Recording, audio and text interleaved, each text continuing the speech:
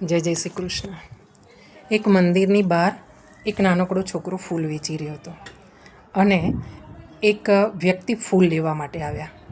એમણે જોયું કે આ નાનકડો અમથો છોકરો છે, તપતી ગરમીમાં, આટલી બધી ગરમી છે, રોડ તપી ગયો છે અને એમાં એ ઉઘાડા પગે ફૂલ વેચી રહ્યો છે. એમને દયા આવી. એ તરત જ ગયા ચંપલની દુકાને અને ચંપલની દુકાને જઈને એના માટે ચંપલ લઈ આવ્યા અને એને આપ્યા અને એને પહેરાવ્યા. તરત જ પેલો છોકરો ખુશ થઈ ગયો અને કીધું, કાકા તમે ભગવાન છો ને, તમે ભગવાન છો એટલે જ મારા માટે ચંપલ લઈ આવ્યા ને.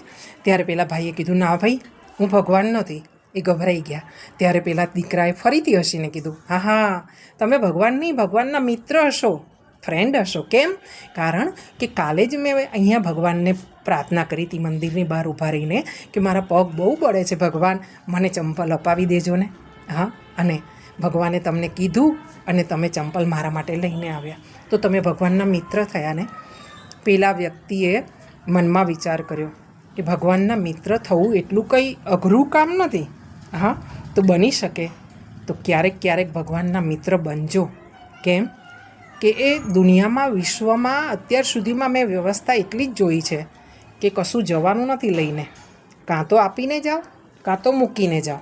હા, અને તમે જન્મ્યા કે હું જન્મીને ત્યારે છઠ્ઠીના કપડામાં ખિસ્સું નથી હોતું, એ જ પ્રમાણે સ્મશાન જતાં પણ કફનમાં ખિસ્સું નથી હોતું. સમજ્યા? ભગવાનના મિત્ર બનવું અઘરું નથી. ગોવિંદ સદા સહાય તે. જય જય શ્રી કૃષ્ણ.